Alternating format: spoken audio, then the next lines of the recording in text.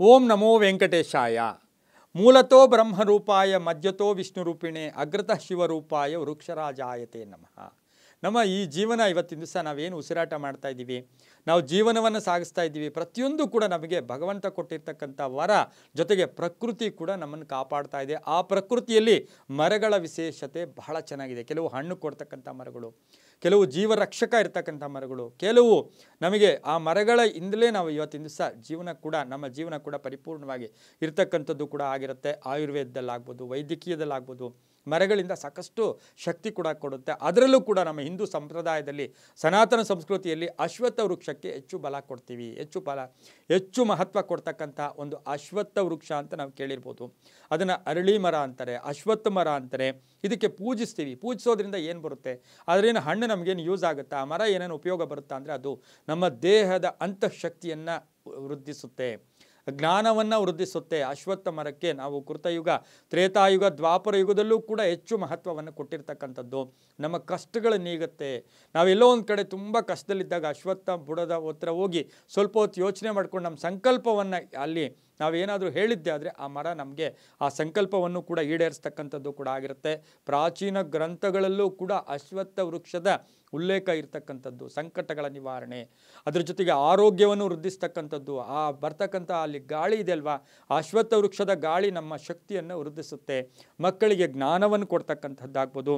ಈ ಮರದ ವಿಶೇಷ ಏನು ಅಂತ ಹೇಳಿದ್ರೆ, ಇದನ್ನು ಸಂಸ್ಕೃತದಲ್ಲಿ ಅಶ್ವತ್ಥ ಮರ ಅಂತೂ ಕೂಡ ನಾವು ಕರಿತೀವಿ. ಈ ಮರಕ್ಕೆ ನಾವು ಎಷ್ಟೋ ಸರಿ ನೋಡಿರ್ತೀವಿ, ಕೆಂಪು ದಾರವನ್ನು ಸುತ್ತಿರ್ತಾರೆ.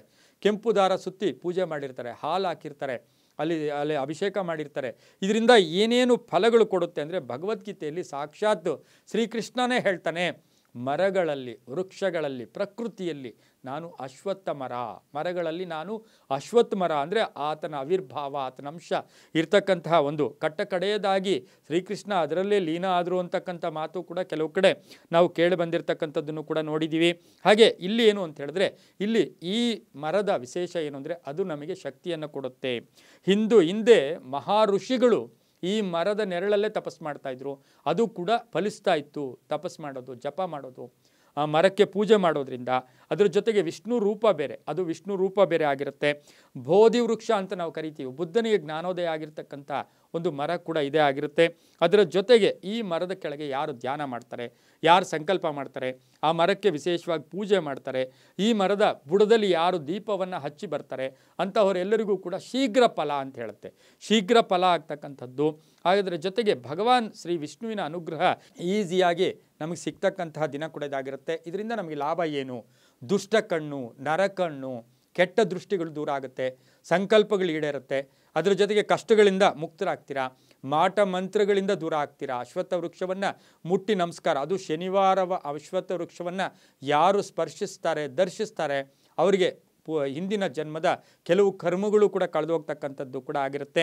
ಸೂರ್ಯೋದಯಕ್ಕೆ ಮುನ್ನ, ಸೂರ್ಯ ಉದಯಿಸ್ತಾ ಇರ್ತಕ್ಕಂಥ ಆ ಸಂದರ್ಭಕ್ಕೆ ತಕ್ಕ ಹಾಗೆ ಅಶ್ವತ್ಥ ವೃಕ್ಷವನ್ನು ದರ್ಶನ ಮಾಡಿದರೆ, ಅರಳಿ ಮರದ ಕೆಳಗೆ ದೀಪ ಹಚ್ಚಿದರೆ ಬಹಳಷ್ಟು ಫಲಗಳು ಸಿಗುತ್ತೆ. ನಮ್ಮ ಆಸೆ ಆಕಾಂಕ್ಷೆಗಳು ಈಡೇರುತ್ತೆ. ಇನ್ನೇನು ದಿಕ್ಕೇ ತೋಚಲ್ಲ, ಬೇರೆ ಏನೂ ದಾರಿ ಇಲ್ಲ. ಅಶ್ವತ್ಥ ವೃಕ್ಷದ ಕೆಳಗಡೆ ಶನಿವಾರ ದೀಪ ಹಚ್ಚಿದ್ದೆ ಆದರೆ ಶ್ರೀಮನ್ನಾರಾಯಣನು ಸ್ಥಿತಿಕಾರಕನ ಅನುಗ್ರಹ ಸಿಗ್ತಕ್ಕಂಥ ಯೋಗ ಕೂಡ ನಮಗೆ ಜಾಸ್ತಿ ಸಿಗ್ತಕ್ಕಂಥದ್ದು. ಬಹುಮುಖ್ಯವಾಗಿ ನಮಗೆ ದುಷ್ಟಕಾಟ, ನರಕಾಟದ ಜೊತೆಗೆ ನಾವೆಲ್ರಿಗೂ ಗೊತ್ತು, ಒಂದಲ್ಲ ಒಂದು ಗ್ರಹಕಾಟ ಇದ್ದೇ ಇರುತ್ತೆ. ಜಗತ್ ಸರ್ವಂ ಗ್ರಹಾಧೀನಂ. ಅಂತಹ 9 ಗ್ರಹಗಳ ಕಾಟಗಳಿದ್ದಿದ್ರೂ ಕೂಡ ನಮಗೆ ದೂರ ಆಗ್ತಕ್ಕಂಥದ್ದು ಯಾವುದರಿಂದ ಆದರೆ ಅದು ಅಶ್ವತ್ಥ ವೃಕ್ಷ. ದೇವಾನುದೇವತೆಗಳೇ ಈ ಅಶ್ವತ್ಥ ವೃಕ್ಷಕ್ಕೆ ಶಿರಬಾಗಿ ನಮಸ್ಕಾರ ಮಾಡಿರ್ತಕ್ಕಂಥದ್ದನ್ನು ಕೂಡ ನಾವು ಶಾಸ್ತ್ರಗಳಲ್ಲಿ ಇದು ಉಲ್ಲೇಖ ಇರತಕ್ಕಂಥದ್ದು ಇರುತ್ತೆ. ಸಂಪತ್ತು ವೃದ್ಧಿಯಾಗುತ್ತೆ, ಆರೋಗ್ಯ ಚೆನ್ನಾಗಿರುತ್ತೆ, ಮನಸ್ಸು ನಿರ್ಮಲವಾಗಿರುತ್ತೆ, ಭಕ್ತಿ ಉಂಟಾಗುತ್ತೆ. ಯದ್ಭಾವಂ ತದ್ಭವತಿ. ಅಲ್ಲಿರ್ತಕ್ಕಂಥ ವಸ್ತು ಕೆಲವರಿಗೆ ಭಕ್ತಿ ಕಾಣುತ್ತೆ, ಕೆಲವರಿಗೆ ವಿಶೇಷ ಕಾಣುತ್ತೆ, ಕೆಲವರಿಗೆ ಏನು ಪ್ರಯೋಜನ ಇಲ್ಲದೆ ವಸ್ತು ಕಾಣುತ್ತೆ. ಅದು ಅವರವರ ಭಾವಕ್ಕೆ, ಅವರವರ ಭಕ್ತಿಗೆ ಅಂತೂ ಕೂಡ ನಾವು ಹೇಳಬೇಕಾಗಿರುತ್ತೆ. ಈ ಒಂದು ಅಶ್ವತ್ಥ ವೃಕ್ಷ, ಹೋಮಗಳಲ್ಲಿ ಅಶ್ವತ್ಥ ವೃಕ್ಷದ ಒಂದು ಕಾಷ್ಟ ಇಲ್ಲ ಅಂದರೆ ಅದು ಹೋಮ ಕೂಡ ಪರಿಪೂರ್ಣ ಆಗೋದಿಲ್ಲ ಅಂತ ಕೂಡ ಶಾಸ್ತ್ರ ಹೇಳುತ್ತೆ. ಹಾಗಾಗಿ ನಮ್ಮ ಸುತ್ತಮುತ್ತಲೂ ಇರ್ತಕ್ಕಂಥ ಮರಗಳಲ್ಲಿ ಬಿಲ್ವಪತ್ರೆ ಇರ್ಬೋದು, ಬೇವಿನ ಸೊಪ್ಪು ಇರ್ಬೋದು, ತುಳಸಿ ಇರ್ಬೋದು, ಅನೇಕ ಮರಗಳಿದೆ. ಅಂತಹ ಮರಗಳಲ್ಲಿ ಬಹಳ ವಿಶೇಷವಾದ ಮರ ಅಂತ ಹೇಳಿದ್ರೆ ಅದು ಅಶ್ವತ್ಥ ಮರ. ಈಸಿಯಾಗಿ ಎಲ್ರಿಗೂ ಸಿಗ್ತಕ್ಕಂಥದ್ದು, ತಕ್ಷಣವೇ ಒಲಿತಕ್ಕಂಥದ್ದು.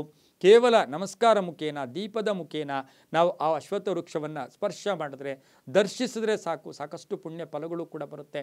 ಅಂತಹ ಫಲಗಳು ನಮಗೆ ಸಿಗ್ತಕ್ಕಂಥದ್ದು ನಮ್ಮ ಭಾಗ್ಯವೇ ಅಂತ ಹೇಳ್ತಾ ಎಲ್ಲರಿಗೂ ಒಳ್ಳೆಯದಾಗಲಿ. ಸರ್ವೇ ಜನಾಃ ಸುಖಿನೋ ಭವಂತು, ಸಮಸ್ತ ಸನ್ಮಂಗಳಾನಿ ಭವಂತು.